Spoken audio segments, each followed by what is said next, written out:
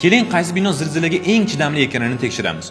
Bu uchun g'ishtdan, betondan, yog'och va metall konstruksiyadan yasalgan binolarni zilzila simulyatorida test qilamiz. Birinchi bo'lib 5 balli zilzila orqali tekshirilganda hamma bino hech qanday zararlarsiz testdan o'tadi.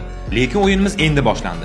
Zilzila kuchini 7 ballga qo'yganimizda g'isht konstruksiyali bino osongina qulab tushadi. Ana endi zilzila kuchini 9 ballga qo'yamiz va bu holatga hatto beton konstruksiyali bino ham dosh bera olmay, u ham qulab tushadi.